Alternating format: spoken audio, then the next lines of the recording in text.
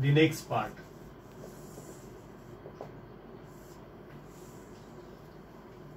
So today's topic we are going to learn is this: structure of nephron. Correct, na? I told you yesterday that today we will be studying this topic now, structure of nephron. Right? So definition everybody knows. How do you define nephron, by the way? Yes. If you have to define nephron, how will you define it? It's very simple definition. क्या definition है? Exactly. Structural and functional unit of kidneys. The definition is nephron is nothing but structural and functional unit of kidneys. And how many such nephrons are there? So there are total 1.2 million nephrons are there in each kidney. If you remember, every nephron is about 3 to 5 centimeter long. And if we measure the length of all nephrons together, it would be approximately how much? 110 kilometers. Aram, very good. So they are compactly arranged inside our kidneys. So we have got more advanced kidneys or more developed kidneys. So that's the reason why we call our kidneys as a metanephric kidneys. यही reason है क्यों हम लोग अपनी kidneys को metanephric kidney बोलते हैं? Because they are well developed. And when I say well developed, what do you mean by well developed kidneys?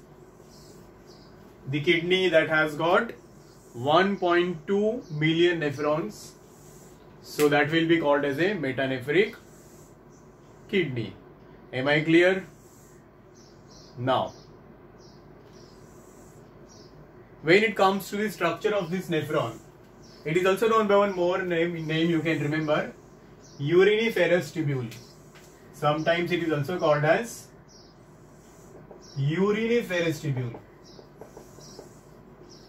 Fine. Now, how it looks. So every nephron has some basic parts. Like the first and important part of the nephron is referred as Malpighian tubule. Malpighian tubule. MT. In short, you can remember it as MT. Malpighian tubule. Now this consists of again two subparts. Now what those parts are? First is that Bowman's capsule. Bowman's capsule. And the second thing is glomerulus. So these two things togetherly forms Malpighian tubule. Is it clear? Then comes the second part, which will be called as renal tubule. Now you will not find this word directly as a renal tubule in your textbook. There are subparts you will come across. Now those subparts are called as PCT, Henle's loop, and DCT. Now obviously you will ask what PCT stands for, what DCT stands for, right? Yes, exactly. These are the parts of nephron only we are going to talk about. So the whole thing is nephron. First part of the nephron is a Malpighian tubule. Subparts of the Malpighian tubule are, yes, very good. You told full form also, Aditya. That's nice. So this is Bowman's capsule. Then there is glomerulus. Together they form Malpighian tubule. Then there is renal tubule. Renal tubule includes three subparts. PCT, very good, Jashan. PCT, Henle's loop, and DCT. PCT stands for proximal convoluted tubule. Proximal convoluted tubule. Now what is the meaning of that? Proximal. Proximal is the first. Convoluted is that coiled. So first coiled tube. And DCT will be distal. Distal convoluted tubule. Distal will be the last or the terminal. Am I right? And now one more part is left, and that part will be called as collecting duct or collecting tubule. This one, collecting duct, or you also can say collecting tubule. So these are the parts of nephron. Now we will learn the same with the help of a diagram. Okay, so shall I erase these labels, or shall I erase these parts? Everybody understood? Tell me. Okay, so I'm erasing it now. In diagram you can see those parts.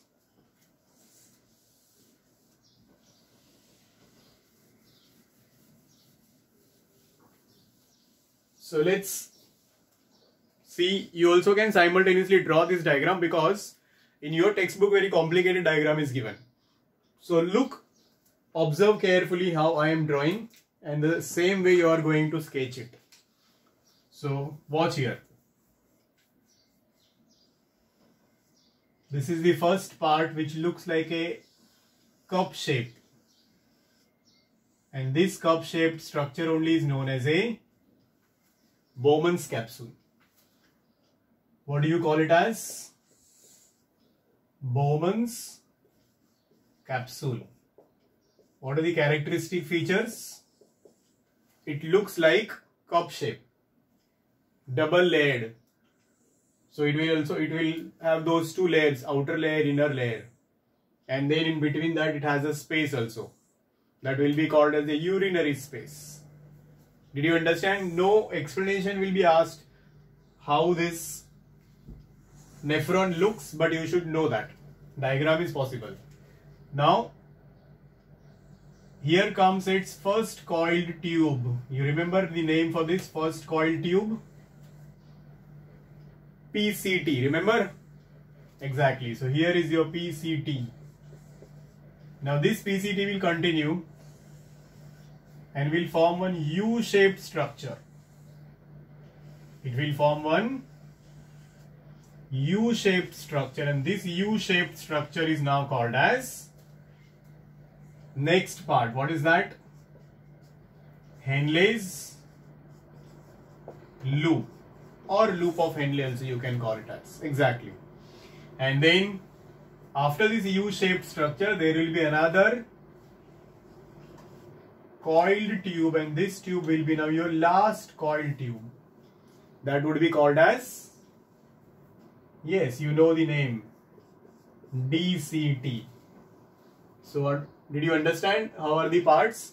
Bowman's capsule, Henle's loop, PCT, DCT, and now the last or a terminal part left, and that part or the terminal part will be called as this collecting duct or collecting tubule. So simple diagram is there. Now one more thing is left from your list. What is that thing left? Glomerulus. Very good, Jarshan. So where is the glomerulus here then? So glomerulus is actually group of blood vessels or a capillaries. About 50 capillaries. So you remember renal artery that brings blood containing urea inside it. So that renal artery now enters in both the kidneys, divides into small arterioles. Last class में हमने पढ़ा था artery divides and forms arterioles. So here it forms arterioles. So these arterioles enter inside every nephron like this, and then on entering in every Bowman's capsule, it further divides into so many branches, and then it comes outside like this. See the difference? Every renal artery divides and forms small branches. These branches then are called as, now here we have got one label, the arteriole with more diameter. You can check that. This will be called as efferent arteriole. Now this label is not in your textbook. Efferent arteriole. And then once it will enter inside, it will form this branched structure glomerulus. And these two togetherly called as Malpighian tubule. Then this glomerulus unites and forms another tube, which is this efferent arteriole. Are you understanding? समझ में आ रहा है सब लोगों को? Efferent arteriole, efferent arteriole. What is the difference between them? Difference between efferent arteriole and efferent arteriole is what? Diameter. You can check there. Diameter of efferent arteriole is more. Diameter of efferent arteriole is less. Is it clear? Jashan, समझ में आया? So more blood will enter inside. Less blood will go outside. And as a result of that, a pressure will be exerted on these capillaries or on the glomerulus, and that will help to filter the blood. The logic behind that is it helps to filter the blood. Now what happens further is this network or efferent arteriole. Now it forms or it covers or it surrounds your entire nephron. Like a very simple network, I will show you. Textbook has shown difficult network. It will form a ladder like structure here. You see this. Watch how I am drawing the diagram so that you can also draw the way I have.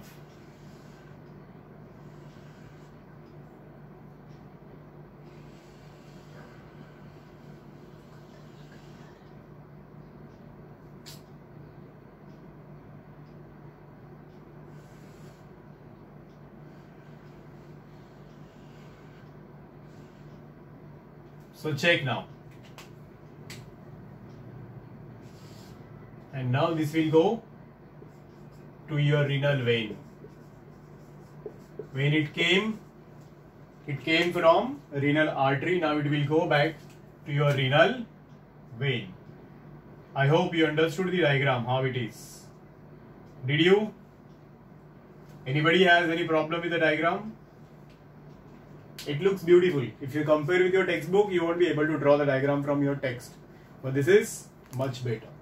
Isn't it? Say, is it okay? Arteriole part is what? This is the branch which has come from renal artery. And then once it comes, it has more diameter. Empty is Malpighian tubule. Not Mahesh tutorials. Okay, are you understanding? This is the branch which comes from renal artery. Once it comes with a more diameter, brings more blood, divides into glomerulus, which is a group of 50 capillaries. Again it unites and forms efferent arteriole, which has comparatively less diameter. Then this efferent arteriole forms the network around the remaining part of the nephron. And then it goes and opens into renal vein. And you know renal vein then will go to the heart and will open into that inferior vena cava or post caval. Remember?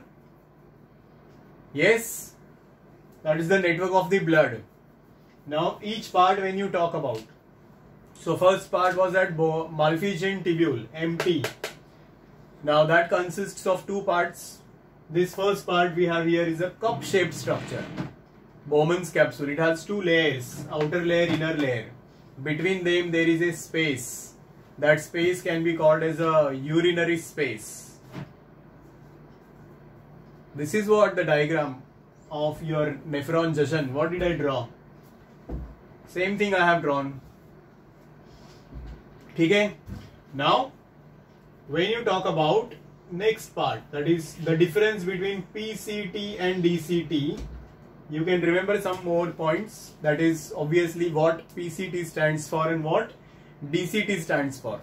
So PCT is proximal convoluted tubule. DCT is distal convoluted tubule. Now if you broadly observe, our kidney can be divided into two regions. Like here we have got a kidney, right? And it has got now two regions. the outer region of the kidney is known as a cortex and the inner region of the kidney is known as a medulla. Remember this. Outer region will be called as a cortex, inner region will be called as medulla.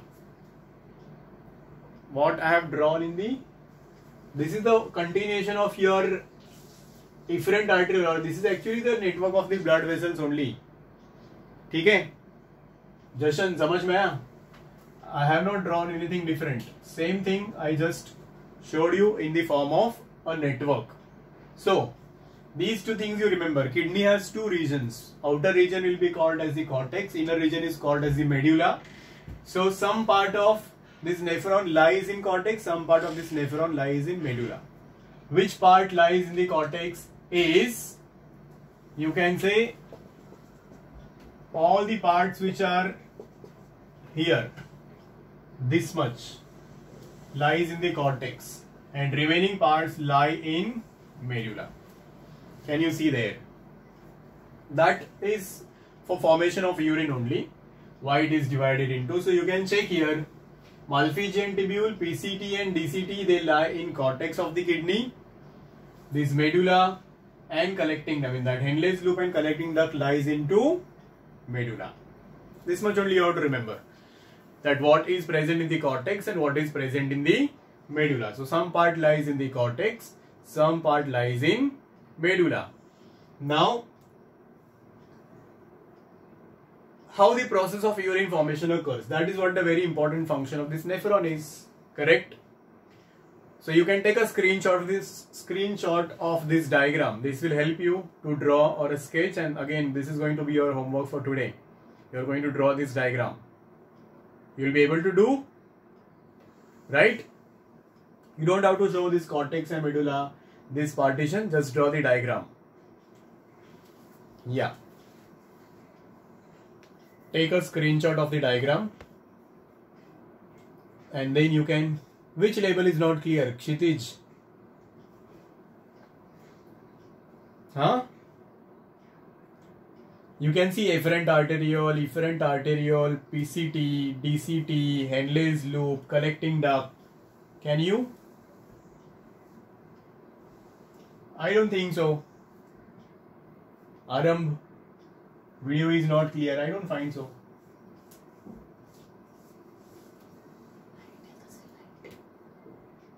There may be net problem, right?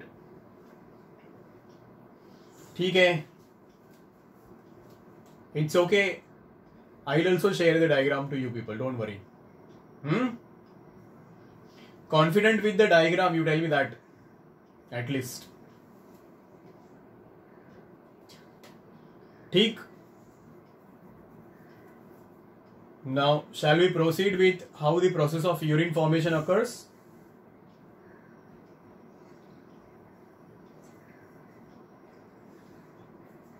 Alright. So I am erasing diagram now. Huh?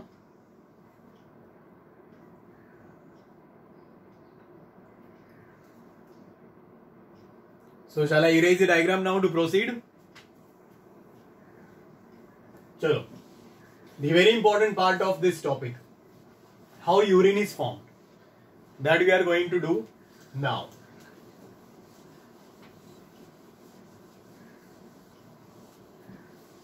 So let's talk about it. Urine formation. So the process of urine formation can be broadly divided into 3 steps. The entire process of urine formation can be broadly divided into 3 steps. And those 3 steps include step 1, the ultrafiltration. Step 1 is ultrafiltration. Step 2 is selective reabsorption. And step 3 is tubular secretion.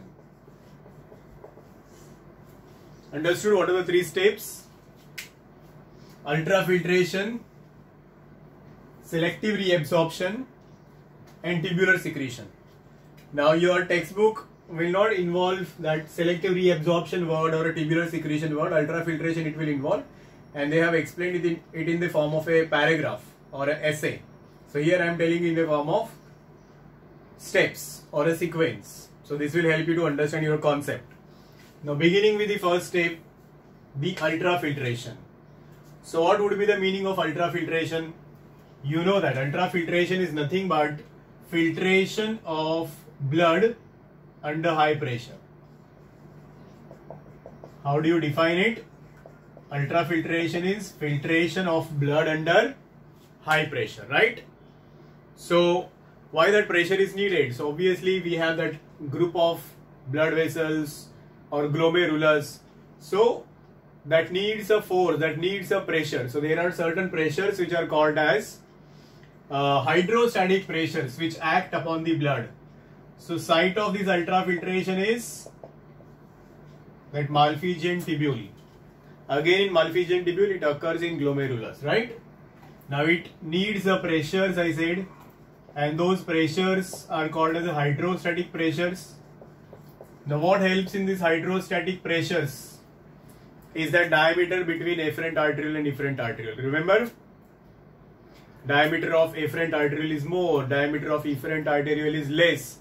So more blood will come inside, less blood will go outside, and therefore there will be a pressure exerted. समझ में आया इतना? So there will be again values of these pressures. We will not be studying in detail about it for 10th standard. So once that blood will get filtered, what will happen when that blood will get filtered here? You see this, that filtrate will reach in this space. This space is called as a renal space or urinary space. Now we will not call it as a directly urine. We will call it as primary urine or filtrate. जो यहाँ पे बना है इसको हम लोग क्या बोलेंगे? Filtrate बोलेंगे, because it has got so many useful things in it. Are you understanding? So there will be primary urine formed, or there will be filtrate formed, and the rate of formation of this filtrate is very high. If you measure this primary urine or a filtrate formed in 1 day or 1 minute, if you measure, it would be about 1.25 ml per minute.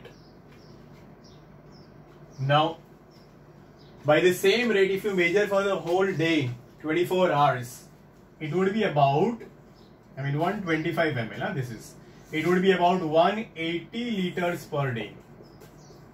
So see how huge amount of this primary urine is formed. Are you understanding? Space is urinary space or renal space. Check. You remember this difference between the diameter of afferent arteriole and efferent arteriole? Remember, na? More diameter, less diameter. So more pressure will be exerted on this. So blood is forced to filter. Where it will reach, that filtrate will reach into the space, urinary space. And now we will not call it as a urine, we will call it as a primary urine or filtrate. The rate of this primary urine or a filtrate is 125 ml per minute. And by the same rate, it will be 180 liters per day, which is very high. Thank God this is not the final urine, otherwise 180 liters per day will be so much, isn't it? In fact, if you measure this only 125 ml per minute, capacity of urinary bladder is 1 liter. So within 8 minutes our urinary bladder would have filled completely, isn't it? So after every 8 minutes or even before 8 minutes you will have to run then to empty your urinary bladder. So thank God this is not the final urine, isn't it? समझ में आया इतना? Everybody understood this? What is ultrafiltration, where it occurs, and what happens in ultrafiltration? Simple, eh? Now, this filtrate has got so many useful substances. Like it has got water, then it has, of course, salts. Then it also has glucose, which is another important substance. Amino acids. So water, salts, glucose, amino acids. Then it will also have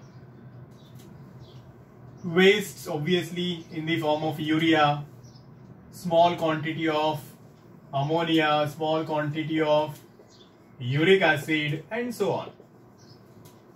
So that's the reason why quantity or a volume of this primary urine is more. Samjhe? Now the second step will start. So last 10 minutes now, children, pay attention properly. So now second step will begin after this. So what will be the second step called as selective reabsorption, right? Now selective reabsorption occurs in remaining part, that is renal tubule, PCT, Henle's loop and DCT. That is the site of second step. First step was that ultrafiltration which occurred in Malpighian tubule, that is these two things, correct? Shall I proceed to the second step now? What is the second step called? Yes? You can note down also this, what is there on the board. This will help you to understand your concept and then you can read your text, right? You can have a screenshot also of the same, so you can note down that later on. Did you? Shall I proceed? Alright. Now comes step number 2. Selective reabsorption. Now why the process is called as a selective reabsorption? Because this step involves absorption of useful substances from the filtrate back into blood. What is this? Absorption of selected substances, because we don't need urea, ammonia, etc. back into blood again. So that absorption of useful substances from filtrate or a primary urine back into blood will be your selective reabsorption. Understood this? Meaning, definition, absorption of selected substances from primary urine back to blood. Now where it occurs? Site of this selective reabsorption is your PCT, Henle's loop and DCT. Where it will occur? All the three parts, PCT, Henle's loop as well as DCT. And now when we studied about ultrafiltration is passive process. Passive process means it does not require energy. But here some substances are absorbed using energy, some substances are absorbed without using energy. And you know what it is called as then. If energy is used, we call it as active process. And if energy is not used, we will call it as passive process. So remember that. So water and sodium ions are absorbed without energy, that is passively, and remaining all substances like glucose, amino acid,